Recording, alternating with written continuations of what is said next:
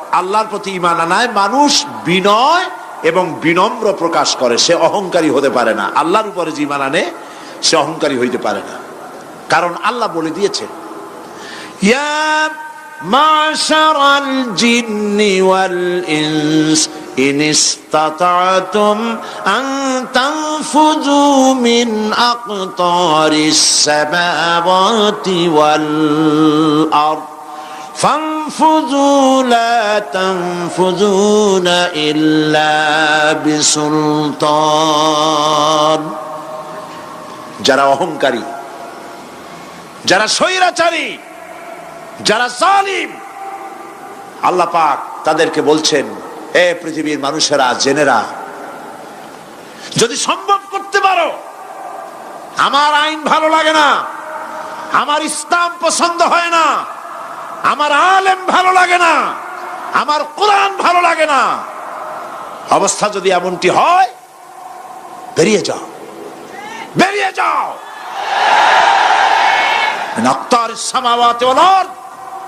আমার সার্বভৌমত্বের ভেতর থেকে, আকাশের নিচের থেকে, জমিনের উপর থেকে বেরিয়ে যা। ফানফুযু লা তানফুযু ইল্লা বিসুলতান। কোথায় যাব? পালাবার জায়গা নাই, বেরোতে পারবে না। আকাশ আর জমিন দিয়ে প্যাকেট করে রেখেছি, পালাবার জায়গা নাই। কোথায় যাইবা? জুলুমের হাত যত আছে করতে থাকো, আর আল্লাহ রাব্বুল আলামিন দেখতেছেন। সুতরাং ইমানদার ব্যক্তি, তার মধ্যে বিনয় আসে, বিনম্র হয়। সে পয়সা করে আসে বলে অহংকার করে না, কারণ আল্লাহ বলেছেন ওয়াল্লাহুল গানিয়্যু ওয়া আনতুমুল ফুকারা। আল্লাহ সাফ বলে দিয়েছেন, আল্লাহই হচ্ছেন, কারো মুখাপেক্ষী নন, সম্পদশালী। আল্লাহর কোন সম্পদের অভাব নাই। ওয়া আনতুমুল ফুকারা, দুনিয়ায় তোমরা যা বাস করো সব ফকিরের গোষ্ঠী, কিচ্ছু নাই তোমাদের। তোমাদের জাতি খাইয়া শেষ করে ভালো, আর আমার কাছে যা আছে আমি শুধু দিতে থাকি, আর ভাণ্ড শুধু ভরাই থাকে, মোটেও খালি হয় না। সুবহানাল্লাহ। কাজী মোমেন বান্দা সে অর্থ এবং বৃত্তের অহংকার করে না, বিদ্যার অহংকার করে না। অর্থ বৃত্ত কত আছে তোমার, কয় টাকার মালিক? আল্লাহ যদি ইচ্ছে করেন, ব্রেনের ভিতরে যদি টিউমার ঢুকায় দেন, ব্রেনের একটা নার্ভ আর একটা নার্ভের সাথে জড়ায় দিবেন, জায়গা হবে কোথায়? হেমায়তপুর। হেমায়তপুর কোথায়? কাছেই, পাবনা। সুতরাং আল্লাহ পাক ইচ্ছে করলে এটা করে দিতে পারেন, পারেন না? খুব করতে পারেন। হার্টের ভেতরে ক্যান্সার দিয়ে দিতে পারেন। 14 গোষ্ঠী বিক্রি করলো, ডাক্তারের পয়সা হবে না, পারেন না আল্লাহ পাক? পারেন কি না? পারেন। সেই জন্য যত বড় ধনী হোক, পয়সার মানি হোক, আল্লাহর উপর ঈমান আনলে পরে যে গুণটা হয়, সে অহংকারী হয় না, বিনয়ী হয়। আল্লাহ রাব্বুল আলামিন কোরআনে কারীমের ভিতরে বলে দিয়েছেন, লিল্লাহি মা ফিস সামাওয়াতি ওয়া মা ফিল আরদ।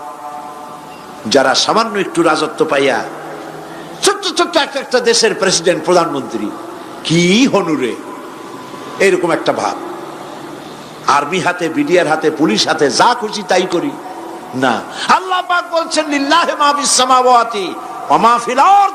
আকাশ আর জমিনের একচ্ছত্র মালিকানা কার? চিল্লায় বলুন, আল্লাহ পাকের। সুতরাং তুমি মাতবারি করিয়া কদ্দূর পারবা? বেশি দূর যেতে পারবে না। গ্রামে গোয়াল আছে, গরু রাখে যে জায়গায়, ওই জায়গাটার নাম কি? গোয়াল। গভীর রাত্রে গরুর মালিক শুনতে পাচ্ছে গোয়াল ঘরে খুব শব্দ হচ্ছে। রাখালকে ডেকে বলছে, দেখতো কি, কিসের শব্দ? কয় যে দেখে এসে জবাব দিচ্ছে যে গোয়ালে যে ষাটটার শিং মোটা, তার গুতার চোটে ওই গোয়ালের মধ্যে যত গরু আছে কেউ টিকতে পারতেছে না, খালি গুতাইতেছে সমানে। মালিক কয় যে দীর্ঘদিন থেকে দেখতেছি এটার গুতার চোটে সমস্ত গরুগুলি অস্থির হয়ে যাচ্ছে, যা একটা মোটা দড়ি দিয়া, খাট্ট একটা দড়ি দিয়া খুঁটির সাথে জড়ায় বাঁধতে রাখ গলাটারে। মোটা একটা দড়ি দিয়া গলার সাথে খুঁটির সাথে যদি বান্ধা দেয়, এরপরে খালি ফোঁস করতে পারবে, গুতাইতে আর পারবে না। ঠিক অনুরূপ ভাবে কোন জনপদ থেকে, কোন দেশ থেকে যখন দেশের মানুষেরা, যখন দেশের নিরস্ত্র মানুষেরা, গরিব মানুষেরা যখন আল্লাহর দরবারে গভীর রাত্রে ফরিয়াদ তোলে, আল্লাহ জুলুমে অত্যাচারে জর্জরিত হয়ে গেলাম, মার খেতে খেতে শেষ হয়ে গেলাম, অত্যাচারে অত্যাচারিত হচ্ছি, চিৎকার বাড়তে থাকে, আল্লাহ পাক তখন তার নজর দিয়ে দেখেন। আল্লাহ তো দেখতেই থাকেন সব সময়ের জন্য। আল্লাহ পাক কার কারণে এগুলি হচ্ছে, আল্লাহ পাক টের পান। শিং কারো কারো মোটা হয়েছে, আজরাইলকে পাঠায় দেন, যাও খাটো দড়ি দিয়ে বান্ধে থো। খাটো দড়ি কোনটা বুঝছেন? 3 হাত, 3 হাত কবর কোনটা? খাটো দড়ি দিয়ে বান্ধে থো। সুতরাং কত বড় বড় রাজা বাদশাহ ক্ষমতা এলো, মানুষের উপরে জুলুম করলো, আল্লাহ পাক তার ইন্তেকাম নিয়েছেন। সেই আল্লাহ এখন আর নাই, নাউজুবিল্লাহ। সে আল্লাহ আছেন কিনা? পূর্ণ শক্তিতে বহাল কিনা? হুয়াল হাইয়ুল কাইয়্যুম। এমন অবস্থা নয় যে বাংলাদেশে কি হচ্ছে আর আল্লাহ টের পাচ্ছেন না। কি বলেন? আল্লাহ রাব্বুল আলামিন বলেন, লা তাখুযুহু সিনাতুন ওয়ালা নাওম। ঘুম নাই, তন্দ্রা নাই। কার? ঘুমানো না, তন্দ্রাও যান না। তন্দ্রা কারে কয়? জি, ঝিমটি, জিমানি, যাই বলেন আপনারা বুঝে নিয়ে। ওই যে বসে বসে এরকম করে, আল্লাহ ওরকমও করেন না। ঘুমো নাই, তন্দ্রাও নাই। হযরত মুসা আলাইহিস সালাম বলছিলেন যে আল্লাহ তুমি নাকি ঘুমাও না। মুসা আলাইহিস সালাম তো খুব আদরের নবী, আল্লাহ পাকের খুব আদরের নবী, দারুণ আদর। আল্লাহ পাক বলছেন, মুসা আমি তোমারে আমার জন্য বানাইছি। সুবহানাল্লাহ। কোরআন শরীফে আছে, আল্লাহ পাক বলছেন, মুসা আমি তোমারে আমার জন্য বানাইছি। তোমাকে যখন তোমার মা দরিয়ায় ভাসায় দিয়েছিল, আমি তোমার বাক্সর দিকে তাকাইছিলাম। সুবহানাল্লাহ। আল্লাহ যদি বলেন আমি তাকাইছিলাম, সুবহানাল্লাহ। তোমারে আমার জন্য বানাইছি। সুতরাং হযরত মুসা আলাইহিস সালাম তিনি বলছেন আল্লাহ পাককে খুব আদরের নবী, তো আল্লাহ তুমি নাকি ঘুমাও না। আল্লাহ কয় তুমি বিশ্বাস করো না। হযরত মুসা আলাইহিস সালাম বললেন, আল্লাহ অবশ্যই বিশ্বাস করি, তবে বুঝি না বিষয়টা কি, বুঝি না কেমনে না ঘুমাই পারে, বুঝি না। আল্লাহ আচ্ছা ঠিক আছে, তুমি যখন বিশ্বাস করছো তখন আর অসুবিধা নেই, বিশ্বাস না করলে মুসিবত ছিল। পয়গম্বর মানুষ, তাকে তো বলতেই হবে বিশ্বাস করি, তবে বুঝি না। আল্লাহ কয় ঠিক আছে, বিশ্বাস যখন করো আমি বুঝাই দেবো। নিয়ে আসো 1 গ্লাস পানি। 1 গ্লাস পানি নিয়ে আসলেন, দাঁড়ায় থাকো। মুসা আলাইহিস সালামকে আল্লাহ বললেন পানি নিয়ে দাঁড়ায় থাকো, আর ঘুমের আল্লাহ করলেন মুসারে ধর। মুসা আলাইহিস সালামের ঘুম এসে গেল। ঘুমের আমেজে হাতটা শিথিল হয়ে গ্লাসটা পড়ে ভেঙে চুরমার হয়ে গেল। হযরত মুসা আলাইহিস সালাম ভয় পেয়ে গেলেন। আল্লাহ পাক শোনায় দিলেন, ভয়ের কোনো কারণ নাই, একটা পরীক্ষার জন্যই দিলাম, তোমার বোঝার জন্যই দিলাম। তুমি যেমন 1 গ্লাস পানি নিয়ে, একটা গ্লাস নিয়ে 1 মুহূর্ত দাঁড়াতে পারলে না, ঘুম আসলো আর হাত থেকে পড়ে গ্লাসটা ভেঙে গেল। মুসারে তুমি বুঝে নাও, তুমি জেনে রাখো, তাম সৃষ্টি জগৎ তোমার আল্লাহ, আল্লাহ রব্বুল আলামিনের হাতের মুঠার মধ্যে রয়েছে। আল্লাহ রব্বুল আলামিন যদি ঘুমায় যান, এই পৃথিবীর আকাশ এবং জমিনের সব ট্রাফিক কন্ট্রোল আল্লাহ পাক নিজেই করেন। যদি তিনি ঘুমায় যান, সব শেষ হয়ে যায়। বাংলাদেশে কি হচ্ছে, পৃথিবীর কোথায় কি হচ্ছে তা আল্লাহ দেখছেন না? চিল্লায় বলো, দেখছেন না? সে আল্লাহ রাব্বুল আলামিন তিনি পরিষ্কার করে বলছেন, যারা নাকি মুমিন বান্দা তারা অহংকারী হয় না, ক্ষমতায় থাকুক ক্ষমতায় না থাকুক, কোন কোন অবস্থাতেই অহংকারী হতে পারে না। আল্লাহ পাক শোনায় দিয়েছেন যারা অহংকার করে তাদেরকে পরিষ্কার করে বলেছেন, ওয়ালা তামশি ফিল আরদি মারহান ইন্নাকা লান তাখরিকাল আরদা ওয়া লান তাবলুগাল জিবালা তুলা। ওয়ালা তামশি ফিল আরদি মারহান, খবরদার আমার জমিনের উপরে অহংকারের পদে বড় হেঁটো না। দেখছেন না কত আছে অহংকার করে হাঁটে, জমিনের উপরে জুতা পায়ে দিয়ে মচ মচ করে হাঁটতে থাকে। ওয়ালা তামশি ফিল আরদি মারহা ইন্নাকা লান তাখরিকাল আরদা, তুমি কি তোমার পদাঘাত দিয়ে আমার জমিনটারে ফাটাই দিতে পারবা? বলেন পারবে? যদি শক্তি থাকে দাও লাথি, তোমার ঠ্যাং ভাঙবে, মাটির কিচ্ছু। ওয়ালান তাখরিকাল আরদা মা, তুমি আমার এই জমিনটাকে ধসাই দিতে পারবে না। আর ওয়ালান তাবলুগাল জিবালা তুলা, আর পাহাড়ের উচ্চতা লাফ দিয়ে তুমি ছাড়াই যেতে পারবে না। আমার জমিনও ফাটাইতে পারবে না লাথি দিয়া, লাফ দিয়া পাহাড়ের উচ্চতাও ছাড়াইতে পারবে না। তো এত লাফাও কেন? মুমিন কম লাফাও, শক্তি কম দেখাও। আল্লাহ রাব্বুল আলামিন আবার বলেন, ওয়া ইবাদুর রাহমানিল্লাযীনা ইয়ামশুনা আলাল আরদি হাওনা, আল্লাহর বান্দা যারা, সত্যিকারের বান্দা যারা, তারা দুনিয়ার বুকে বিনয়ের সাথে হাঁটে, মাথা নিচু করে বিনয়ের সাথে হাঁটে। সুবহানাল্লাহ বিহামদিহি। তুই আল্লাহর প্রতি ঈমানের সবথেকে বড় লাভ হচ্ছে আত্মমর্যাদা সম্পন্ন বানায়। ঈমান তাকে বিনয় এবং বিনম্র বানায়, অহংকারী বানায় না। আর অহংকার করে তুমি যাবা কই? কদ্দুর ক্ষমতা তোমার? আল্লাহ কোরআন শরীফের বহু আয়াত দিয়ে এই কথাগুলি বলেছেন। আর এটা গেল 2। 3 নম্বরে আল্লাহর উপরে ঈমান আনার, আমি কি বলতেছি বলেন তো দেখি, ফায়দা। আল্লাহর উপরে ঈমান আনার 3 নম্বরের ফায়দা হলো মুমিন ব্যক্তির মধ্যে বীরত্ব এবং নির্ভীক ভাব তার মধ্যে এসে যায়। সে নিজে মুজাহিদ, সে বীর, সে কাপুরুষ নয়। সুবহানাল্লাহ।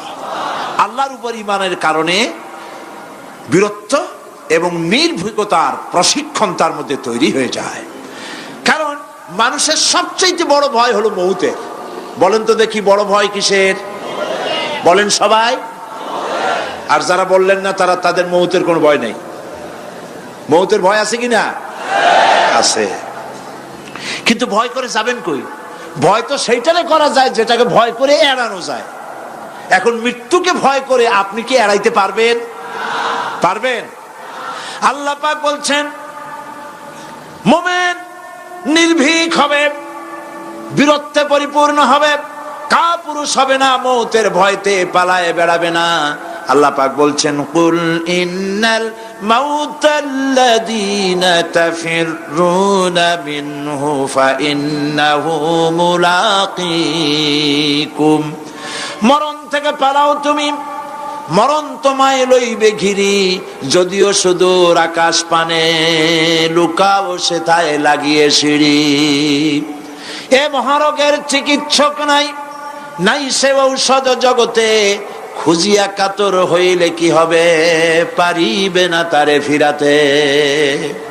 মৃত্যু যখন তোমার এসে যাবে, তোমাকে মৌতের হাত থেকে কেউ রেহাই দিতে পারবে না। মৃত্যু তোমার হবেই। সুতরাং মৌত যখন হবে তখন তাকে ভয় করে তো কোনো লাভ নাই। আর মৃত্যু কোথায় হবে, কখন হবে, আমরা কেউ জানি না। জানেন? ওমা তাদরি নাফসুম বিআইয়ি আরদিন তামুত, কোন মাঠে, কোন ময়দানে কখন মৌত হবে কারো জানা নাই। এই গত নভেম্বর মাসের শেষ দিকে আমি লন্ডন সফর করেছিলাম। এক ভাইয়ের কাছে শুনলাম, আমি অবাক হয়ে গেলাম। তিনি পত্রিকায় দেখে আমাকে বলেছেন, এক লোক 8 তলা থেকে 8 তলা বিল্ডিং এর ছাদের উপর পড়ে গেছে। 8 তলা বিল্ডিং এর ছাদের উপর থেকে পড়িয়া তার কিচ্ছু হয় না, হাত পাও ভাঙে নাই, মরেও নাই, খালি কিছু চামড়া টামড়া ছিঁড়ে গেছে। তাড়াতাড়ি অ্যাম্বুলেন্স আসছে, অ্যাম্বুলেন্সে তাকে নিয়ে গেছে, হসপিটালে নিয়ে যাবে চামড়াগুলো সেলাই করে দেওয়ার জন্য।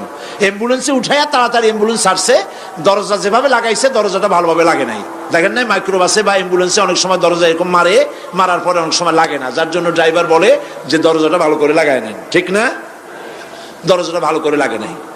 সামনে চলতে গিয়ে এই গাড়িটার ব্রেক কষতে হয়েছে ড্রাইভারের কোনো কারণে। যেই না ব্রেক কষেছে আর অমনি দরজা যেটা লাগছিল না ভালো করে দরজাটা খুলে গেল, আর রুগীটা আটতলা কাছে পড়ছিল, ওইটা ছিল পাশে, সে ছিটকে গিয়ে রাস্তায় পড়লো, আর একটা বাস সামনের থেকে এসে মাটিতে তাকে চ্যাপ্টা করে দিয়ে চলে গেল। শুনিয়া আমার মুখ থেকে বেরিয়ে গেল আল্লাহু আকবার, বলেন আল্লাহু আকবার। কি আল্লাহ পাকের কি প্রচন্ড ক্ষমতা, কি ইচ্ছা তার। মৃত্যুর জন্য সময়ও লাগবে, জায়গাও লাগবে, দুটো জিনিস এক হতে হবে।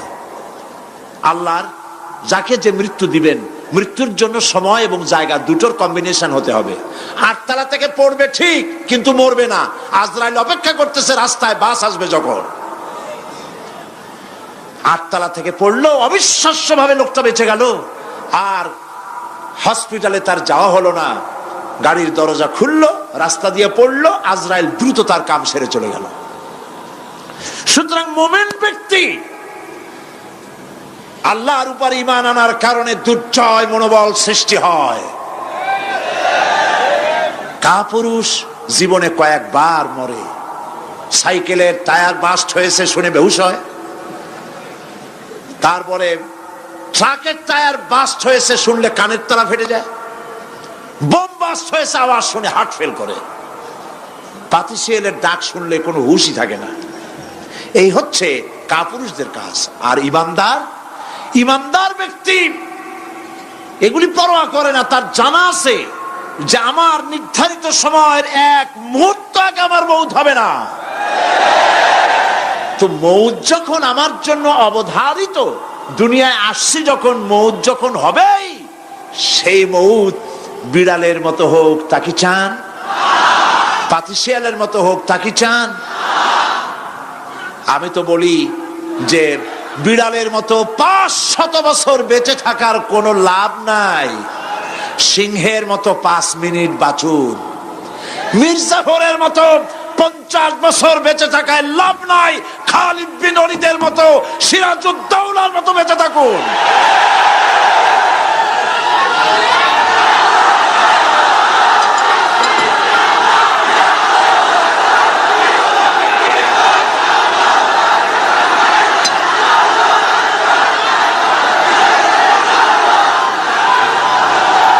বসেন, আপনারা যদি দাঁড়ায় যান তাহলে আমি করব কি? বসেন বসেন।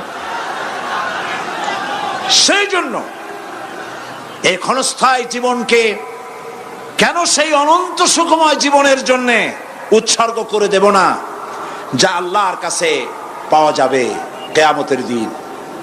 দেখেন, মৃত্যু হওয়া উচিত মুসলমানদের, শাহাদাতের মৌত হওয়া উচিত। কি মৌত হওয়া উচিত? আল্লাহকে আজকে প্রাণ খুলে বলি, আল্লাহ জীবন তো নিবাই, সুতরাং জীবন যখন নিবা, মৌতটা শাহাদাতের মৌত তুমি আমাদের দান করে দিও। কাপুরুষের মতো মরতে চাই না, শাহাদাতের মৌত চাই। সুবহানাল্লাহ বলেন, আমিন বলেন। মুমিন ব্যক্তি তার বড় ফায়দা, সে সাহসী হয়। সুবহানাল্লাহ বলেন। দেখেন বুখারী শরীফের হাদিস, যুদ্ধের জন্য, বদরের যুদ্ধ, হুজুর সাল্লাল্লাহু আলাইহি ওয়াসাল্লাম সৈন্যদেরকে রিক্রুট করছেন, কিন্তু কথা বলতে গিয়ে রাসূল করিম সাল্লাল্লাহু আলাইহি ওয়াসাল্লাম দাওয়াত দিচ্ছেন, কিন্তু মনে মনে চিন্তাও করছেন যে সামান্য কিছু লোক, অস্ত্রপাতি কম, এই জিহাদের অবস্থাটা তারা কিভাবে নেবে। একজন যুবক সাহাবী দাঁড়ায় গেলেন, তার নাম মিকদাদ রাদিয়াল্লাহু তাআলা আনহু। যুবক, এই পৃথিবীতে যুবকদের ইসলামের সবচাইতে অবদান কাদের? চিল্লায় বলো। যুবকদের অবদান সবচাইতে বেশি। হযরত মিকদাদ রাদিয়াল্লাহু তাআলা আনহু তিনি দাঁড়ায় গেলেন, তিনি বললেন, ইমদি বিনা ইয়া রাসূলুল্লাহ হাইসু মা তাশা। হাদিস, হে রাসূল, আপনি আমাদেরকে নিয়ে চলুন, কত সৈন্যতারা আসতেছে, কত অস্ত্র নিয়ে আসতেছে, এটা আমাদের ভাববার বিষয় নয়। আপনি আমাদের নিয়ে চলুন, হাইসুমা তেশা আয়ে হাইসুমা আমারাকাল্লাহ। আল্লাহ আপনাকে যেদিকে আমাদের নিয়ে যাইতে কয় আপনি সেই দিকে আমাদের নিয়ে চলুন। ইন্না লা নাকুলু লাকা কামা ক্বালা বনু ইসরাঈল লিমূসা আলাইহিস সালাম ইযহাব আনতা ওয়া রাব্বুকা ফাকাতিলা ইন্না হাহুনা কায়িদুন। অর্থাৎ হে রাসূল, আমরা বনি ইসরাইলের মতো বলবো না। শোনেন, আমরা বনি ইসরাইলের মতো বলবো না যে মুসা তুমি এবং তোমার আল্লাহ এই দুইজনে গিয়ে ফেরাউনের বিরুদ্ধে যুদ্ধ করো, আমরা যাবো না, আমরা বসে থাকবো। এই কথা আমরা বলবো না। আমরা মুসা আলাইহিস সালামের উম্মত নই, আমরা মুহাম্মদ সাল্লাল্লাহু আলাইহি ওয়াসাল্লামের উম্মত। বরং আমরা বলবো বাল ইযহাব আনতা ওয়া রাব্বুকা ফাকাতিলা ইন্না মাকুমা মুকাতিলুন। বরং আমরা বলবো আপনি চলুন, আমরা আপনার সাথে আল্লাহর হুকুম মাফিক লড়বো, জিহাদ করব। ততক্ষণ পর্যন্ত মা দামাত আইনুম মিন্না তাতাররাফ, যতক্ষণ পর্যন্ত আমাদের চোখের পাতা নড়তে থাকে ততক্ষণ আপনার সাথে থেকে কাফেরের বিরুদ্ধে লড়াই করে যাব। জীবনের পরোয়া তারা করেন নাই, জীবনের পরোয়া করেননি। হুজুর সাল্লাল্লাহু আলাইহি ওয়াসাল্লাম দারুণ ভাবে খুশি হয়ে গেলেন। হুজুর হেজিটেট ফিল করছিলেন যে এই সামান্য কিছু লোক, অস্ত্র নাই, পাতি নাই, এতগুলি লোকের বিরুদ্ধে যুদ্ধ করতে যাবে। যুবকের মুখে এই কথা শুনে হুজুর দারুণ খুশি হলেন। আল্লাহর নবী বললেন কুমু বিনা ইলা জান্নাতিন জান্নাতুন আরদুহা কারদিস সামাওয়াতি ওয়াল আরদ। ও সাহাবীরা, তোমাদের মনোভাব যখন এই, তোমাদের মানসিকতা যখন এই, চলো আমার সাথে বেহেশতের দিকে, সেই জান্নাতের দিকে যেই জান্নাত আল্লাহর আকাশ আর জমিনের চাইতে অনেক প্রশস্ত। চলো আমার সাথে বেহেশতে, সুবহানাল্লাহ, চলো আমার সাথে জান্নাতে। ফাকামা উমাইর বিন হামাম ওয়া কানা ইয়াকুলু তামার। হযরত উমাইর নামক একজন যুবক দাঁড়ায় গেলেন এবং তিনি হাতে কতগুলি খরমা ছিল, সেই খরমাগুলি তিনি চিবোচ্ছিলেন। রাসূলুল্লাহর বক্তৃতা শুনতেছিলেন আর খরমা চাবাচ্ছিলেন। খরমা চাবান, বিচিগুলি ফেলে দেন, এভাবে করতেছেন, হাতে কতগুলো খরমা। হযরতে উমাইর বলছেন ওয়াকালা বাহ বাহ, অর্থাৎ আয় আযমাহু আয় আহসানাহু। হে রাসূল, আপনি কি সুন্দর কথা বললেন। আপনার সাথে লড়াই করতে যাব কাফেরদের বিরুদ্ধে, সেই লড়াই করলে এমন বেহেশত পাবো যে বেহেশত হবে আকাশ আর জমিনের চাইতেও প্রশস্ত। তাহলে ওয়াল্লাহি হাত্তা আকুলাহুন্না ইন্নাহা লাহায়াতুন তাবিলা। তাহলে আমার হাতে যে খরমাগুলি আছে, এই সমস্ত খরমাগুলি খেতে গেলে কিন্তু অনেক সময় লেগে যাবে। এত সময় বেহেশতে যাওয়ার জন্য আমি তো তর সহ্য করতে পারবো না। ফারামাবিহিন্না, হাতের সব খরমা ফালাই দিলেন, যুদ্ধে ঝাঁপায় পড়লেন। অনেকক্ষণ কাফেরদের বিরুদ্ধে লড়াই করে হযরত উমাইর শাহাদাত বরণ করলেন। রাসূলুল্লাহ তার লাশের কাছে গিয়ে আঙ্গুল দিয়ে ইশারা করে বললেন ইন্নাকা মিন আহলিহা। উমাইর, তুমি যেই বেহেশতে যাওয়ার জন্য খরমাগুলি খাওয়ার সময় পাচ্ছিলে না, তাড়াতাড়ি করে খরমাগুলি হাত দিয়ে ফেলে দিয়েছিলে, আমি আল্লাহর রাসূল, আমি সাক্ষ্য দিচ্ছি অবশ্যই আল্লাহর সেই জান্নাত তোমার জন্য অবধারিত।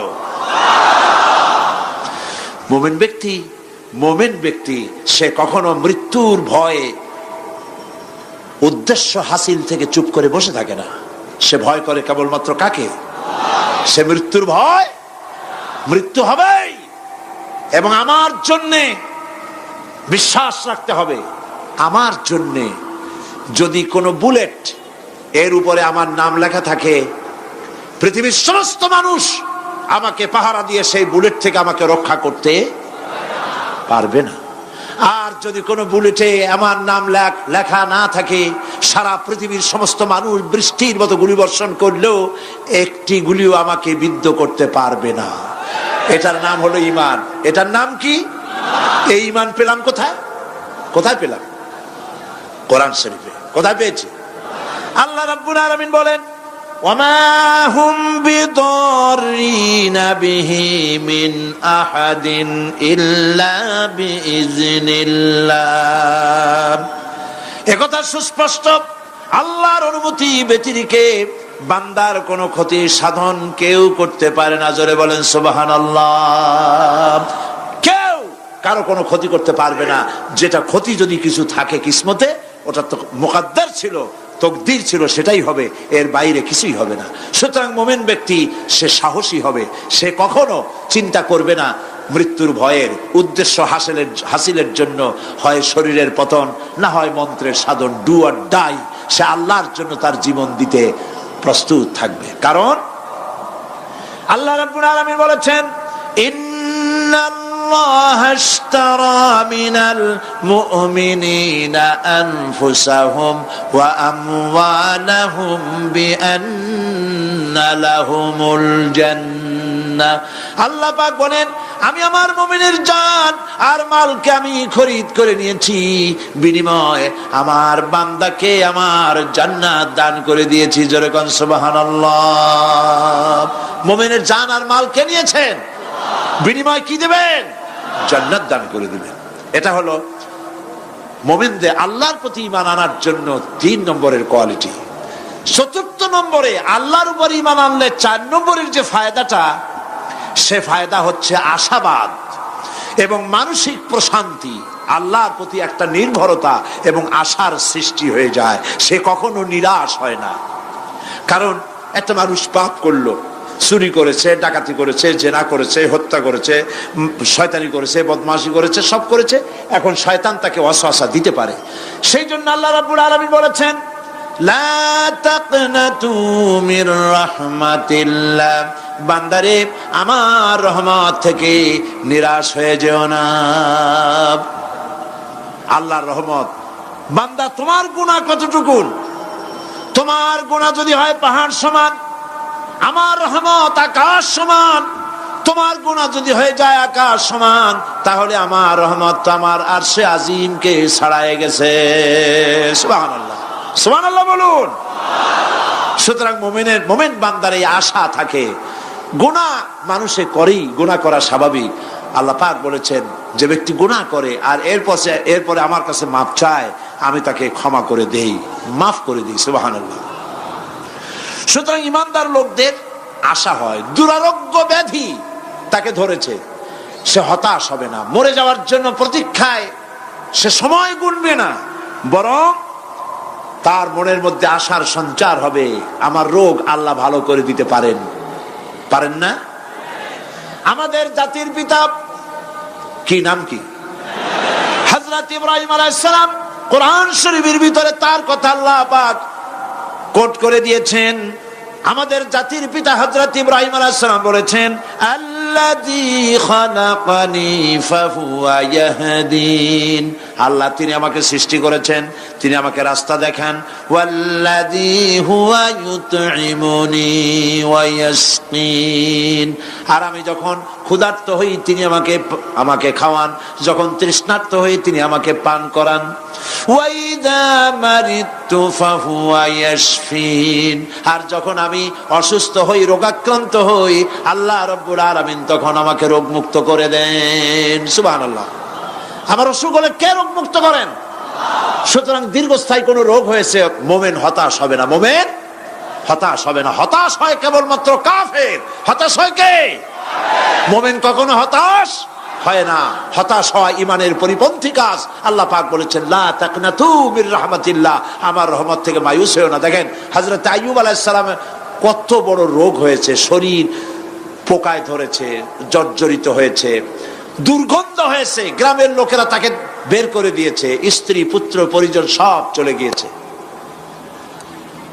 এমনকি জিহ্বায় যখন পোকা ধরল, হযরত আইয়ুব আলাইহিস সালাম আল্লাহ রাব্বুল আলামিনের দরবারে ফরিয়াদ করলেন, আন্নী মাসানিয়াদ-দুররু ওয়া আনতা আরহামুর রাহিমিন।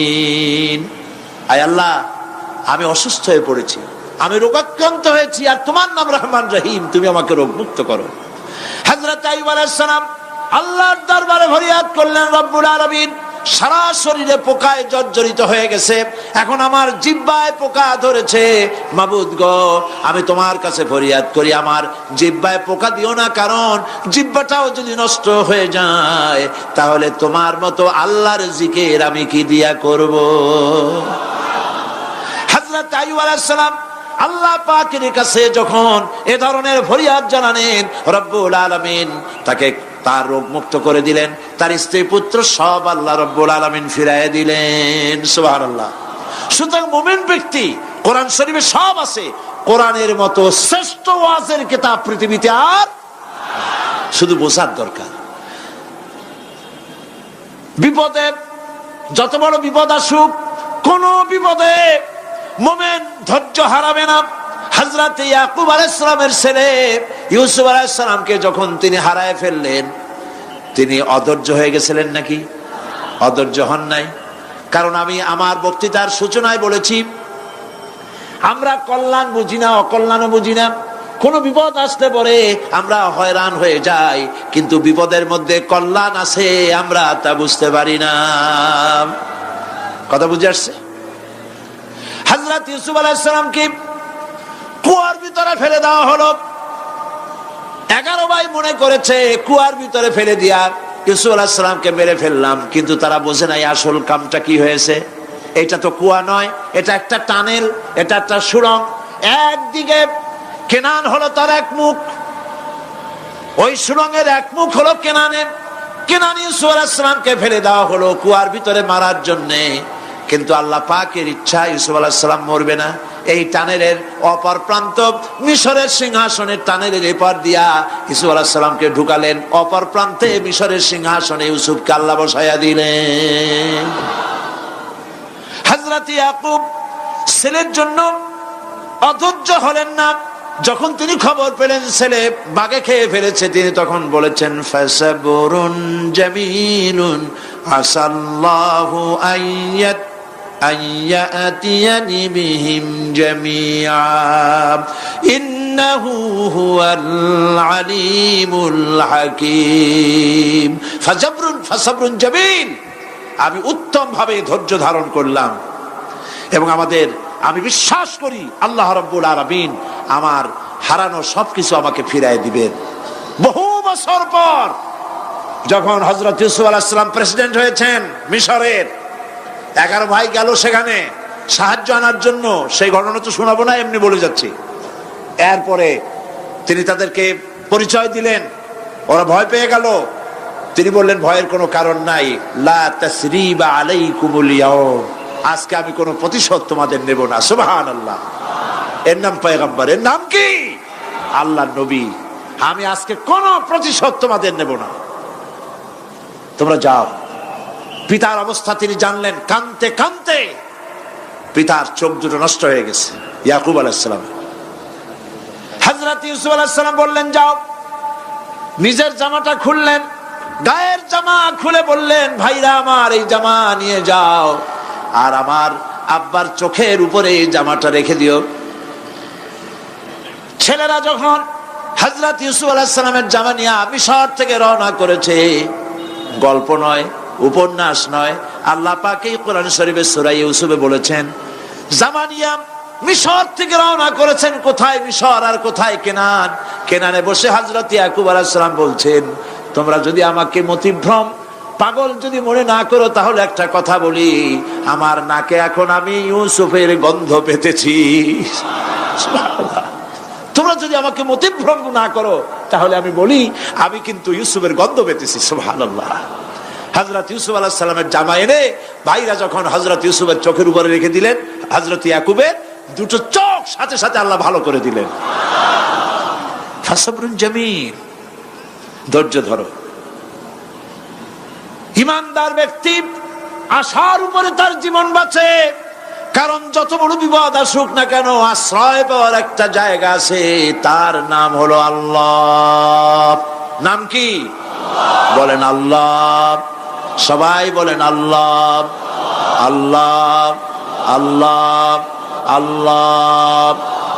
হযরত ইউনূস আলাইহিস সালাম মাছ তাকে গিলে ফেলে দিল, মাছ তাকে গিলে মাটির অতল তলদেশে চলে গেছে। এত বড় বিপদ পৃথিবীর কোন মানুষের হতে পারে নাকি বলেন? কি বলেন? মাছের পেটের ভিতরে জানালা নাই, দরজা নাই, বেরোবার কোনো পথ নাই, মাছ গেছে পানির অতল তলদেশ। আল্লাহ পাক কোরআন শরীফের ভিতরে মানুষকে শোনান, আল্লাহ ওয়াজ করছেন, সুবহানাল্লাহ বলেন। আল্লাহ পৃথিবীর মানুষকে ওয়াজ করছেন, দুনিয়ার মানুষকে শোনান। আমার ইউনূস তো ধৈর্য হারা হয় নাই।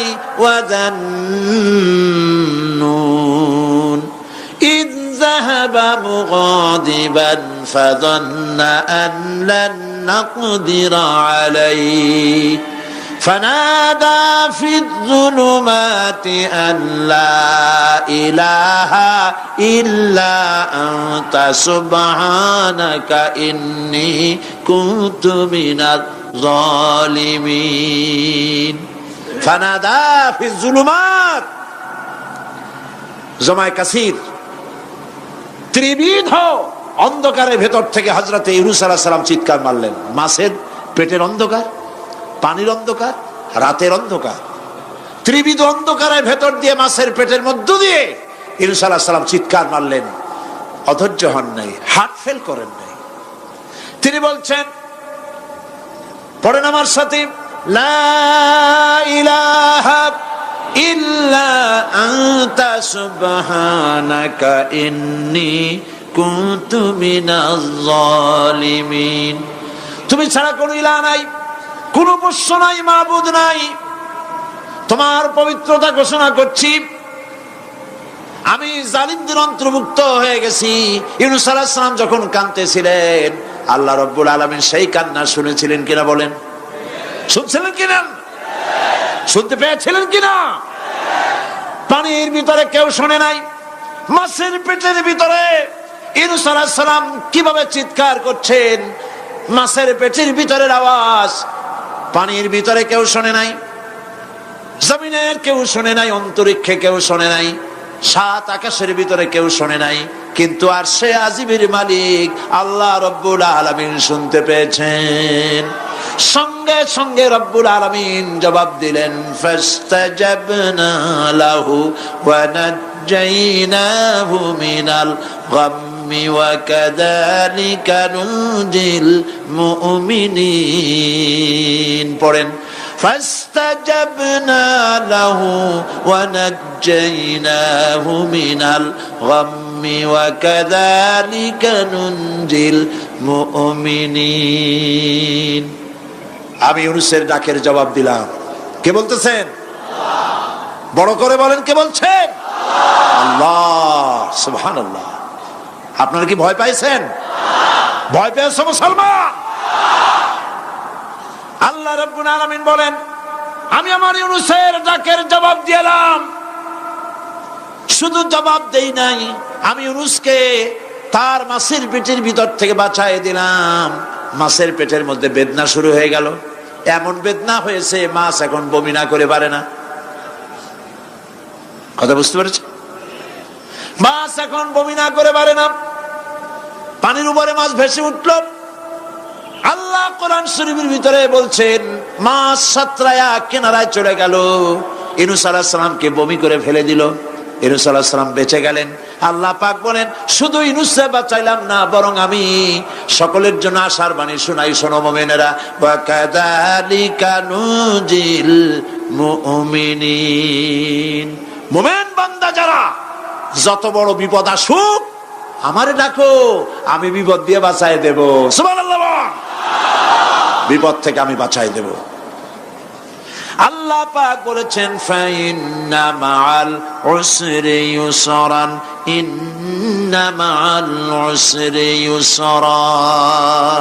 জেনে রাখো, দুঃখ এবং কষ্টের পরে রয়েছে সুযোগ সুবিধা, আর অসচ্ছলতার সাথে রয়েছে উদার সচ্ছলতা। যত বড় বিপদ আসছে, এই বিপদের পরে আল্লাহ পাক তার গোলামদের উপরে রহমত নাজিল করবেন ইনশাআল্লাহ। সুতরাং ইমানদার লোকেরা, তাদেরকে আল্লাহ পাক বলছেন, কোনো ভয় নাই, কোনো চিন্তা নাই, যত বড় বিপদে পড়ো আমারে ডাকো, আমি ডাকের সাড়া দিয়ে দেব। সবাই আল্লাহরে ডাকেন, সুবহানাল্লাহ ওয়ালহামদুলিল্লাহ লা ইলাহা ইল্লাল্লাহ। জোরে পড়েন সুবহানাল্লাহ আলহামদুলিল্লাহ লা ইলাহা ইল্লাল্লাহ সুবহানাল্লাহ ওয়ালহামদুলিল্লাহ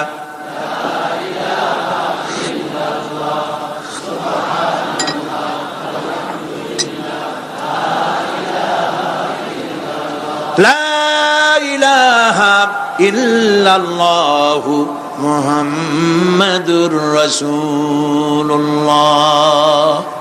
আল্লাহর উপর ঈমান আনলে যত ফায়দা হয় এত ফায়দা দুনিয়ায় কোথাও নাই। সুবহানাল্লাহ। আল্লাহর উপর ঈমান আনার ৫ম নম্বরের ফায়দা কয়টা বলছি? 5টা বলছি। আপনাদের অসুবিধা হচ্ছে নাকি? তাড়াতাড়ি শেষ করতেছি। 6টা বলবো। এ হলো ৫ম নম্বর। তারপর আমরা দোয়া করব। দোয়ার দরকার আছে কিনা এই সময়? ৫ম নম্বরে আল্লাহর উপরে ঈমান আনলে পরে আরেকটি বড় ফায়দা, সেটা হলো কঠিন এবং কঠোর বিপদে আল্লাহ পাক তার মধ্যে অবিচলতার এবং ধৈর্য ধরার তৌফিক দিয়ে দেন। সুবহানাল্লাহ। যত বড় বিপদ আসুক, সেই বিপদে মুসিবতে আল্লাহ পাক মুমিনদেরকে আল্লাহর উপরে নির্ভরতা শিখায় দেন। সুবহানাল্লাহ।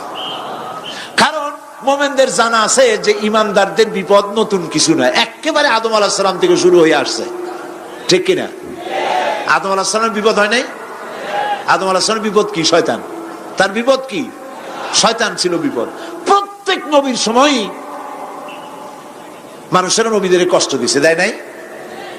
বিশ্বকবি ইকবাল বলেছেন, সতীজা কা রহা হ্যায় अज़ल से ता इमरोज,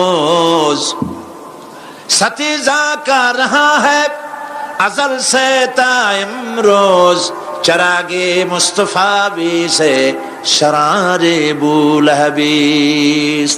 আবহমান কাল থেকে শুরু করে মুহাম্মদ সাল্লাল্লাহু আলাইহি সাল্লামের চারাগকে, নূরকে, ঈমানকে, ইসলামকে নিভায় দেওয়ার জন্য আবু জাহেলের গোষ্ঠীরা চিরকাল চেষ্টা করেছে।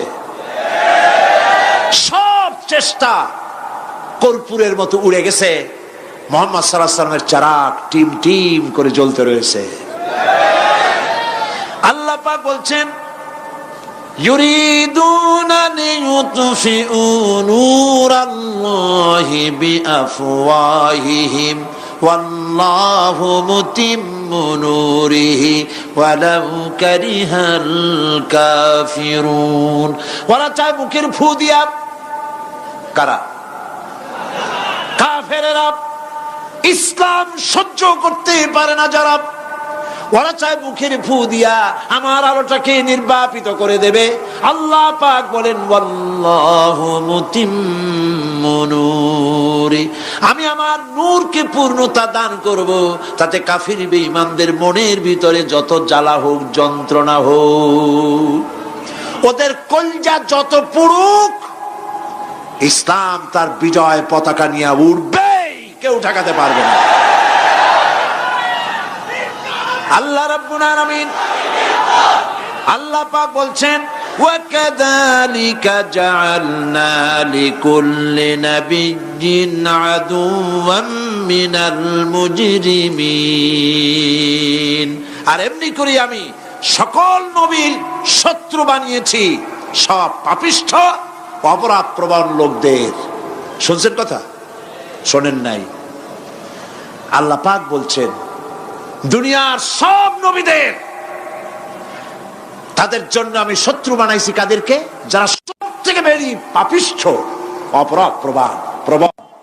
এরা হচ্ছে নবীর দুশমন। এরা সব নবীদের সাথে দুশমনি করেছে। আজও দেশের আলেমদের সাথে দুশমনি করে সবচাইতে বড় পাপিষ্ঠরা।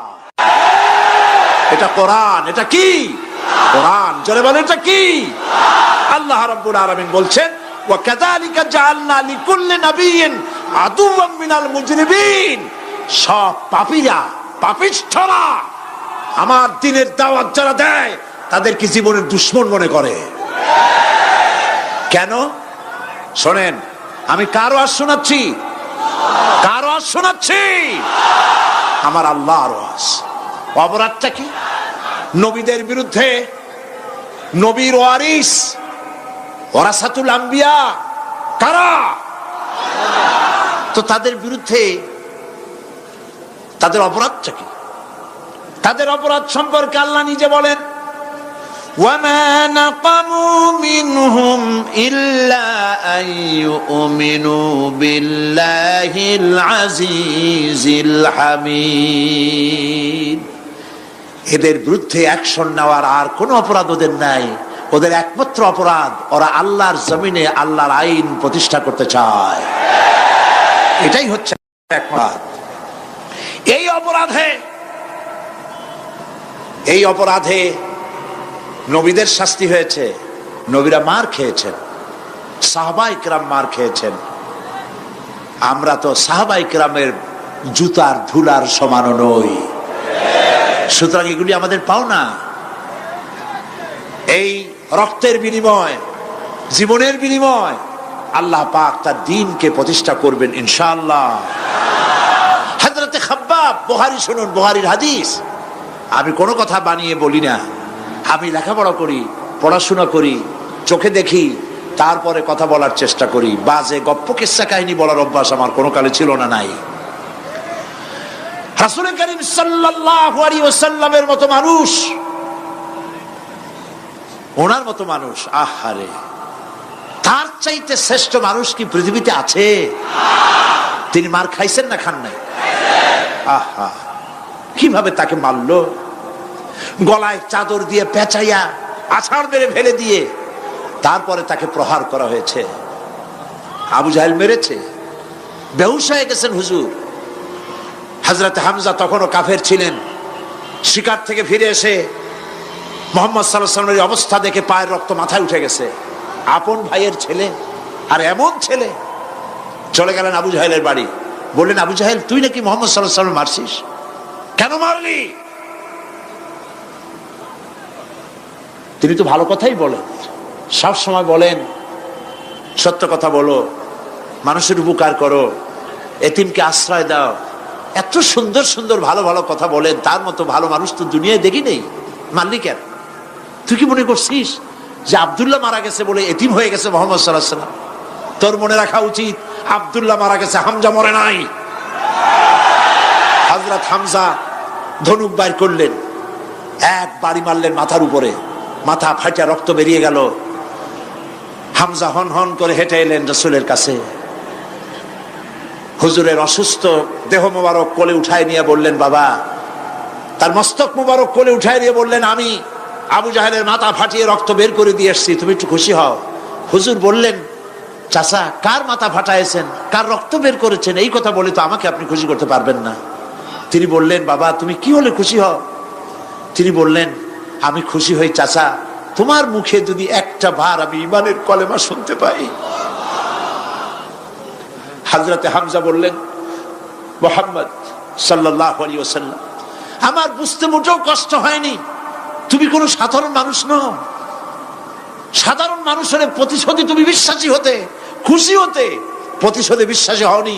তুমি অবশ্যই আল্লাহর নবী। আমি আল্লাহকে সাক্ষী রেখে, আমি তোমাকে সাক্ষী রেখে ঈমানের কালেমা ঘোষণা করছি, লা ইলাহা ইল্লাল্লাহু মুহাম্মাদুর রাসূলুল্লাহ। ভাইরা আমার, আল্লাহর দ্বীন প্রতিষ্ঠার জন্য আমার নবীদেরকে কষ্ট করতে হয়েছে, সাহাবায়ে কেরামদেরকে কষ্ট করতে হয়েছে, আল্লাহর ওলিদেরকে। ইমাম আবু হানিফা রাহমাতুল্লাহ আলাইহি 8 বছর জেলের মধ্যে রাখা হয়েছিল।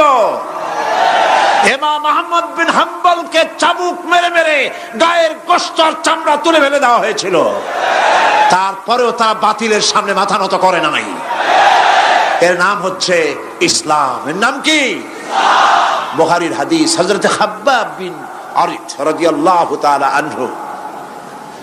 বুখারীতে হাদিসটা এভাবে এসেছে, ওয়ান খাব্বাব বিন আরিত রাদিয়াল্লাহু তাআলা আনহু আন্নাহু قال قال شكونا الى رسول الله صلى الله عليه وسلم وهو متوسد بردة له في ظل الكعبة। তিনি বললেন, আমরা রাসূলের কাছে গেলাম, যাই দেখি রাসূল করিম সাল্লাল্লাহু আলাইহি ওয়াসাল্লাম কাবা শরীফের ছায়ায় আরাম ফরমাচ্ছেন। আমরা কাছে গিয়ে বললাম, আলা তাস্তানসিরু লানা আলা তাদউ লানা ইয়া রাসূলুল্লাহ, হে রাসূল আপনি কি আমাদের জন্য দোয়া করবেন না? আমরা তো মার খেতে খেতে শেষ হয়ে গেলাম। আমাদের খাব্বাবকে, খুবাইবকে, আম্মারকে, সুমাইয়াকে মেরে শেষ করে দিল। ওরা আমাদেরকে না খাওয়ায় রাখে, সারা রাত খেতে দেয় না, ঘুমাতে দেয় না। তারা আমাদের বেলালকে মেরে মেরে রক্তাক্ত করে উত্তপ্ত মরুভূমির উপরে চিৎ করে শোয়ায়, বুকের উপরে পাথর চাপা দিয়ে রেখেছে। ওরা সাহাবায়ে কেরামদেরকে মারতেছে, না খাওয়ায় রাখতেছে। হুজুর আপনি কি আল্লাহর কাছে দোয়া করবেন না? এখনো কি দোয়ার সময় আসে নাই? হাদিস শরীফ এসেছে, হুজুর সাল্লাল্লাহু আলাইহি ওয়াসাল্লাম উঠে বসলেন, বললেন, ও খাব্বাব, তোমাদের আগে এই পৃথিবীতে যারা দ্বীনের দাওয়াত নিয়ে এসেছিলেন, সমকালীন রাষ্ট্র শক্তি তাদেরকে ধরত, ফায়ুহাজুর রাজুলু ফায়ুহফারু লাহু ফিল আরদ, তাদেরকে ধরে তাদের জন্য কবর খনন করা হতো জীবিত মানুষের জন্য। ফায়ুজআলু ফিহা, এরপরে সেই গর্তের ভিতরে তার কোমর পর্যন্ত গেড়ে দেওয়া হতো। সুম্মা ইউতা বিল মানশার, এরপরে করাত আনা হতো। ফায়ুদাউ আলা রাসিহি, এরপরে সেই করাত তার মাথার উপরে রাখা হতো। ফায়ুজআলু নিসফাইন, করাত দিয়া ঘষে ঘষে চিরে চিরে জীবিত মানুষকে দ্বিখণ্ডিত করে ফেলে দেওয়া হতো। মা ইয়াসুদ্দুহু যালিকা আন দীনিহি, এত কষ্ট দেওয়ার পরেও আল্লাহর গোলামদেরকে এক চুল জায়গা দিন থেকে সরায় দেওয়া যায় নাই। ওয়াল্লাহি ওয়াল্লাহি, ও খাব্বাব আমি আল্লাহর নামে কসম করি, লাইউতাম্মান্নাল্লাহু হাদাল আমরা হাত্তা ইয়াসিরু রাকিবু মিন সানআ ইলা হাদরামাউত, আমি আমার আল্লাহর নামে কসম করি। কে কসম করছেন? সুবহানাল্লাহ বলবেন না?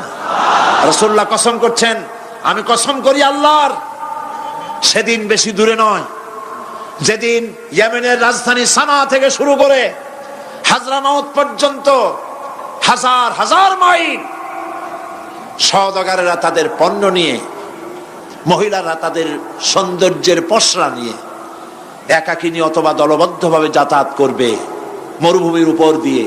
লা ইয়াখাফু ইল্লাল্লাহ, আল্লাহ ছাড়া তাদের অন্তঃকরণে কোনো ভয় থাকবে না। ওয়ালাকিন্নাকুম তাস্তাজিলুন, তোমরা বড্ড তাড়াহুড়ো করছো, অপেক্ষা করো, সেরকম সময় আসবে। রাসূল করিম সাল্লাল্লাহু আলাইহি সাল্লাম সেরকমের সময় দিতে পেরেছিলেন নাকি পারেন নাই? পেরেছিলেন কিনা? সেজন্য রক্ত দিতে হয়েছে, সেজন্য মার খেতে হয়েছে, সেজন্য জেলে যেতে হয়েছে। রাসূল করিম সাল্লাল্লাহু আলাইহি সাল্লামকে, জেল তো নতুন কিছু নয়। ইউসুফ আলাইহিস সালাম জেলে থাকেন নাই? জেলে থাকেন নাই? থেকেছেন। রাসূল করিম সাল্লাল্লাহু আলাইহি সাল্লাম জেলে ছিলেন না? সেই জেল এরকমের দেওয়ালে ঘেরা জেল নয়, পাহাড়ে ঘেরা, চতুর্দিক থেকে পাহাড়ে ঘেরা শিয়াবে আবি তালেব 3 বছর। কতদিন?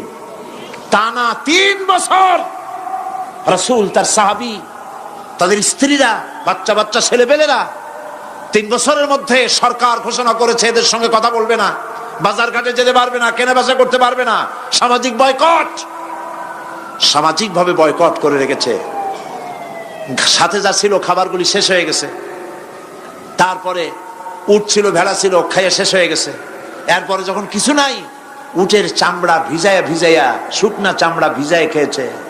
যুবকেরা ক্ষুধার যন্ত্রণায় বাবলা গাছের পাতাগুলি চাবায়ে খাইতে গিয়া কাটা ফুটে জিহ্বা থেকে রক্ত পড়েছে।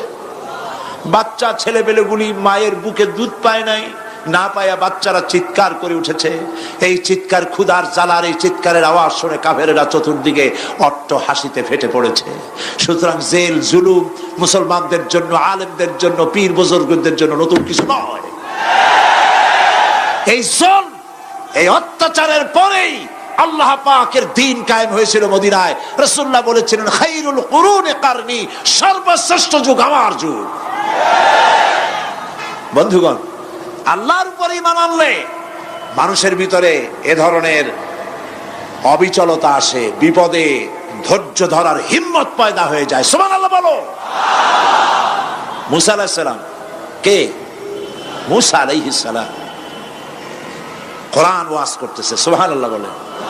গল্প করতেছি না কোরআন শোনাচ্ছি? গল্প করতেছি না হাদিস শোনাচ্ছি? আল্লাহ রাব্বুল আলামিন বলেন, ফিরআউন মূসা আলাইহিস সালামকে চতুর্দিক থেকে, তিন দিক থেকে ঘেরাও করেছে। একদিকে দরিয়া, তিন দিকে ফিরআউনের সৈন্যরা। কোরআন শরীফে ঘটনা এভাবে তুলতেছে, ফালাম্মা তারাআল জামআন ক্বালা আসহাবু মূসা ইন্না লামুদরাকুন। মূসা আলাইহিস সালামের সাথীরা বলছেন, হে মূসা, আমরা তো পাকড়াও হয়ে গেছি, পালাবার কোনো পথ নাই, মরছি। মূসা আলাইহিস সালাম ভয় পাইছিলেন নাকি? ঈমান কারে বলে? হযরত মূসা আলাইহিস সালাম বললেন, কাল্লা ইন্না মা'য়া রাব্বী সায়াহদিন।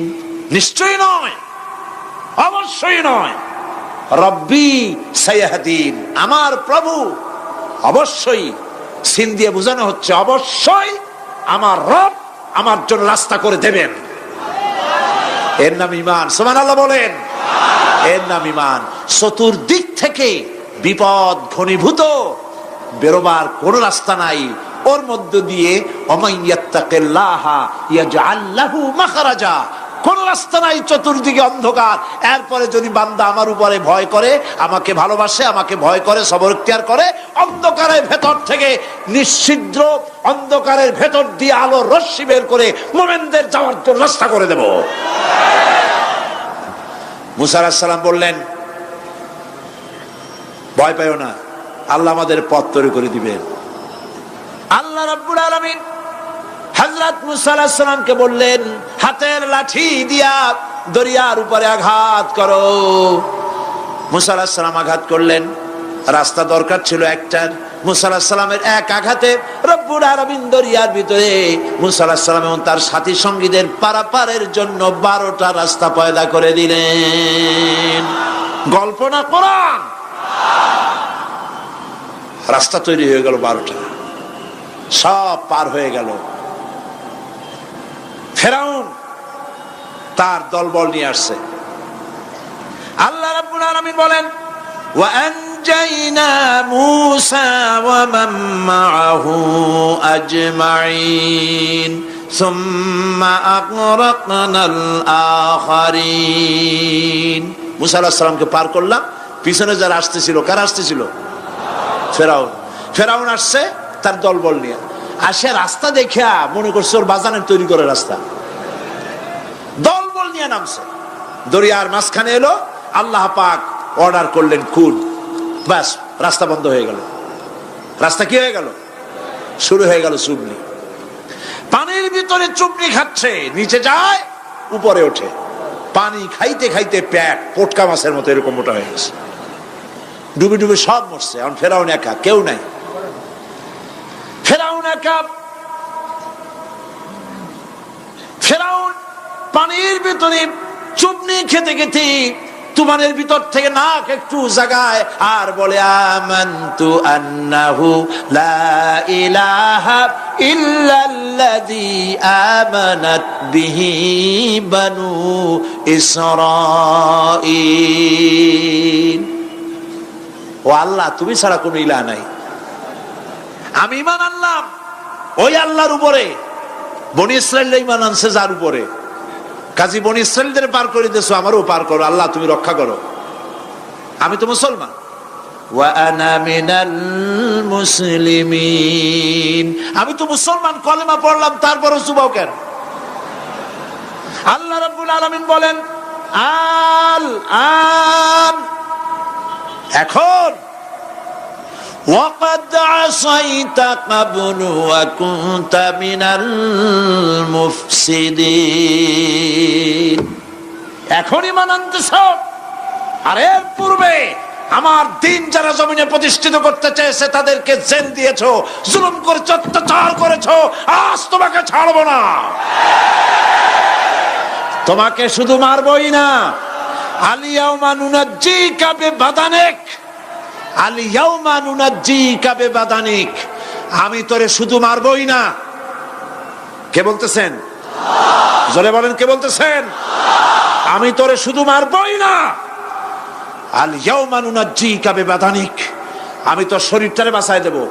তোর শরীর পানিতে পচবে না, পোকায় খাবে না, মাটিতে পচাবে না, তোরে আমি শুটকি বানায় রাখবো। কিয়ামত পর্যন্ত দুনিয়ায় যত ফেরাউন আর ফেরাউনের বাচ্চারা আসে, তোরে দেখে যেন তারা ইতিহাস স্মরণ করে। আল্লাহ রাব্বুল আলামিন কোরআনে কারীমের মধ্যে পরিষ্কার করে মানুষদেরকে বুঝায় দিয়েছেন, আল্লাহর উপর ঈমান আনলে পরে তার হিম্মত বেড়ে যায়, মনের বল বেড়ে যায়। সুবহানাল্লাহ। হযরত রাসূল করিম সাল্লাল্লাহু আলাইহি ওয়াসাল্লাম কাফের বেঈমানেরা চতুর্দিক থেকে বাড়ি ঘেরাও করে রেখেছে, পালাবার কোনো পথ নাই। ঘুমেছিলেন তিনি, জিবরাইল এসে বলেন, ইয়া রাসূলুল্লাহ, ঘুমের থেকে জাগুন, আল্লাহ আপনাকে সালাম বলেছেন আর আপনাকে হিজরত করার জন্য মদিনায় আল্লাহর অর্ডার করেছেন। বাড়ির চতুর্দিকে কাফেররা তরবারি নিয়ে দাঁড়ানো। নবীজি ঘুমের থেকে জেগে হযরত আলীকে ডেকে বলেন, আলী রে, আমার বিছানায় আমার চাদর মুড়ি দিয়া ঘুমায় থাকো, আল্লাহ আমাকে অর্ডার করেছেন, আমি মদিনায় চললাম। হযরত আলী হুজুরের দিকে তাকায় বলেন, ইয়া রাসূলুল্লাহ, আপনার বিছানায় আপনার চাদর মুড়ি দিয়ে আমি ঘুমায় থাকবো, সকালবেলায় কাফের বেঈমানেরা এই ঘরের মধ্যে প্রবেশ করে আপনার কম্বলের নিচে আমারে দেখে তারা মোহাম্মদ মনে করে আমারই তারা কেটে কেটে টুকরা টুকরা করে দেবে। আমার কোনো আপত্তি নাই, কোনো ভয় নাই, কোনো চিন্তা নাই, কোনো দুঃখ নাই, বরং আমার মনের মধ্যে এটাই তৃপ্তি হবে যে আমি আলীর জীবনের বিনিময়ে আল্লাহর নবী দুনিয়ায় বেঁচে থাকেন। নবীজি ঘরের থেকে বেরোলেন, চতুর্দিকে দেখেন কাফের বেঈমানেরা দাঁড়ানো, শত শত কাফের, হাতে তরবারি। হুজুর সাল্লাল্লাহু আলাইহি ওয়াসাল্লাম এক মুষ্টি বালু হাতে নিলেন, এক মুঠো বালু হাতে নিয়ে ফু দিয়া বালুগুলো ছেড়ে দিলেন। ঘরের চতুর্দিকে যত কাফের ছিল সবগুলির চোখের মধ্যে বালি ঢুকে গেছে। চোখের মধ্যে যদি বালি ঢোকে তাহলে কি মজা লাগে না? দুই হাত দিয়া সমানে ঘষা শুরু করছে কাফেরেরা, দুই চোখ আঙ্গুল দিয়া ঘষাঘষি করছে। এই ফাঁক দিয়া নবীজি বেরিয়ে গেলেন, একটা কাফেরও দেখে নাই নবী কোথায় গেলে। আল্লাহ পাক পরবর্তী সময় নবীজিকে শোনায় দিলেন, ওয়ামা রামাইতা ইয রামাইতা ওয়ালাকিন্নাল্লাহ রামা। নবী, আপনি নিক্ষেপ করেন নাই যখন আপনি নিক্ষেপ করছিলেন, আপনি তো শুধু ধুলাগুলো ধরে এমনি ছাড়ছেন। ঘরের চতুর্দিকে সমস্ত কাফেরদের চোখে বালি পৌঁছে দেওয়ার দায়িত্ব আমার কুদরত গ্রহণ করেছিল। নবীজি হযরত আবু বকরের বাড়িতে এলেন, দরজায় দাঁড়িয়ে নক করেছেন, ভেতর থেকে আওয়াজ এলো। হুজুর বললেন, ইয়া আবু বকর। হযরত আবু বকর পিছন থেকে দরজার মধ্য থেকে ঘরের মধ্য থেকে জবাব দিলেন, লাব্বাইকা ওয়া সাদাইকা ইয়া রাসূলুল্লাহ। হুজুর প্রশ্ন করলেন, আবু বকর, গভীর রাত্রে জিবরাইল আমারে ঘুম থেকে জাগাইলো, তোমারে জাগাইলো কে? এক ডাকে উঠলা কেমনে? হযরত আবু বকর বলেন, ইয়া রাসূলুল্লাহ, আপনি আমারে নিয়ে হিজরত করবেন বলেছিলেন, আমি চিন্তা করেছি না জানি কত রাত্রে নবীজি আসেন, আর আমার দরজায় দাঁড়ায়া নবীজি আমারে ডাকবেন, আমি থাকবো শুইয়া, বেয়াদবি হয়ে যাবে। এই জন্য বিছানায় না ঘুমায়া আপনার পবিত্র জবানের ডাক শোনার জন্য এত রাত ধরে এই দরজার সঙ্গে দাঁড়ায়া দাঁড়ায়া ঘুমাইতেছিলাম। নবীজি হযরত আবু বকর রাদিয়াল্লাহু তাআলা আনহুকে সঙ্গে করে নিয়া মদিনার পথ পরিহার করে মেসফালার মধ্য দিয়ে যারা হজে গেছেন দেখে আসছেন, মেসফালা জাবালে কেদোয়া, মেসফালার উপর দিয়া জাবালে কেদোয়ার উপর দিয়া আরো একটা পাহাড় পাড়ি দিয়া জাবালে সুরে চড়ে গেলেন। সন্ধ্যা হয়ে গেল, ফজর হয়ে কি বলে ফজরে রক্ত হয়ে গেল। হযরত আবু বকর বলেন, ইয়া রাসূলুল্লাহ, পালাবার উপায় নাই, ধরা পড়ে যাব, তাড়াতাড়ি চলেন গুহার মধ্যে ঢুকি। তবে পাহাড়ে গুহা, সাপ থাকতে পারে, বিচ্ছু থাকতে পারে, আমি আগে ঢুকি, কোনো বিপদ হয় আমার উপরে হয়ে যাক, আল্লাহর নবী সুস্থ থাকুক। হযরত আবু বকর কি মহব্বত, নিজের জীবনের চাইতে রাসূলের মহব্বত বেশি, সুবহানাল্লাহ। এই জন্য নবীজি বলেছেন, ও আমার সাহাবীরা, तमाम পৃথিবীর সমস্ত মুমিনের ঈমান যদি এক পাল্লায় রাখা হয়, আর একা আবু বকরের ইমানটা যদি আর এক পাল্লায় রাখা হয়, তোমরা দেখতে পাবে তাম পৃথিবীর মুমিনের ইমানের তুলনায় একা আবু বকরের ইমানের পাল্লাটা ভারী হয়ে গেছে। হযরত আবু বকর গুহা সাফ করে হুজুরকে ডাকলেন। হুজুর ভিতরে ঢুকলেন, বলেন আবু বকর, সারা রাতের একটা বিরাট অংশ হাঁটছি, পাহাড় বেয়েছি, কষ্ট হয়েছে, তুমি একটু বসো, তোমার উরুর উপরে মাথা রেখে আমি একটু ঘুমায় যাই। হুজুর ঘুমায় গেলেন। হযরত আবু বকর লক্ষ্য করলেন গুহার গায়ে অনেকগুলি ছিদ্র, এই ছিদ্র দিয়ে বড় বড় সাপ বেরোতে পারে, বিচ্ছু বেরোতে পারে, পাহাড়ে কি বেরোয় ভয় পেলেন তিনি জামা ছিঁড়ে ছিঁড়ে, চাদর ছিঁড়ে ছিঁড়ে গর্তগুলি বন্ধ করতে লাগলেন। কয়েকটা গর্ত বন্ধ করা গেল না, কাপড় শেষ। এবার তিনি নিজের পা দিয়া গর্ত বন্ধ করে বসে আছেন। বিষধর এক সাপ বহু চেষ্টা করেছে বেরোবার, কোন পথ না পেয়ে ছিদ্র পথে বেরিয়ে এসে হযরত আবু বকরের পায়ের উপরে দংশন করেছে। হযরত আবু বকর বিষের যন্ত্রণায় চোখ দিয়ে পানি পড়ছে। চোখের পানি দেখে রাসূলুল্লাহ ঘুম ভেঙে গেল। ঘুম ভেঙে হুজুর দেখেন হযরত আবু বকরের চোখে পানি। হযরত রাসূল জিজ্ঞেস করেন, আবু বকর কাঁদো কেন? বাড়ির কথা মনে পড়লো নাকি? বউ বাচ্চার কথা মনে পড়লো নাকি? কাঁদো কেন? হযরত আবু বকর বলেন, ইয়া রাসূলুল্লাহ, যেই দিন কালেমা পড়ে ঈমান এনেছি, সেদিন থেকে আমার জীবন, আমার স্ত্রী পুত্র পরিজনের চাইতে, আমার জীবনের চাইতে আপনাকে বেশি ভালোবাসি। হুজুর বলেন, কাঁদো কেন? হযরত আবু বকর সাপের দংশনের কথা বললেন, যন্ত্রণায় কাঁদতেছি। হুজুর মুখ থেকে একটুখানি থুতু মোবারক বার করে দংশিত জায়গায় লাগাই দিলেন, যন্ত্রণা বন্ধ হয়ে গেল। হযরত রাসূল বলেন, আবু বকর, যখনই দংশন করেছিল আমারে উঠাও নাই কেন? তোমারটা তো কষ্ট করা লাগতো না। হযরত আবু বকর বলেন, ইয়া রাসূলুল্লাহ, সাপের বিষের দংশনের যন্ত্রণায় কষ্ট করেছি, আমার কলিজাটা যদি জ্বলে পুড়ে জর্জরিত হয়ে যেত, রাসূলুল্লাহ আরাম ফরমাচ্ছিলেন, আমি সেই আরামে বিঘ্ন ঘটাতে পারতাম না। ইত্তাবসারে কাফির বেঈমানেরা খুঁজতে খুঁজতে, বুখারী শরীফের হাদিসে এসেছে, ওই গুহার কাছে এসে গেছে। এখন কেউ বলে একজন বলে এরই মধ্যে আছে, আর একজন বলে নাই। একজন বলে যদি থাকতো তাহলে উপরে মাকড়াসার জাল কেমনে, কবুতরের ডিম পাড়িয়া সেখানে বসে আছে কেমনে? একজন বলে আছে, আর একজন বলে নাই। হযরত আবু বকর বলেন, হুজুর ভয় পেয়ে গেছি, আমরা তো ধরা পড়ে যাব। হযরত আবু বকর রীতিমতো ভয়তে কেঁদে ফেলে দিলেন।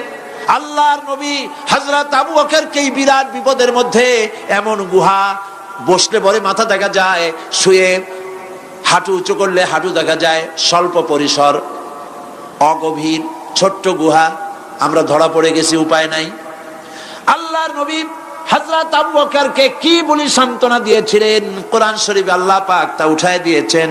ইযহুমা ফিল গার ইয ইয়াকুলু লিসাহিবিহি লা তাহজান ইন্নাল্লাহা মা'ানা।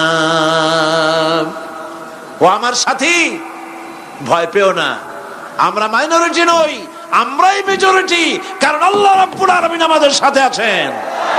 রব্বানা তাকাব্বাল মিন্না ইন্নাকা আনতাস সামিউল আলিম ওয়া তুব আলাইনা ইন্নাকা আনতাত তাওয়াবুর রহিম। সুবহান রাব্বিকা রাব্বিল ইজ্জাতি আম্মা ইয়াসিফুন ওয়া সালামুন আলাল মুরসালিন ওয়ালহামদুলিল্লাহি রাব্বিল আলামিন। ওয়াজআল আখিরা কালিমাতিনা ইনদাল মাউত লা ইলাহা ইল্লাল্লাহু মুহাম্মাদুর রাসূলুল্লাহ।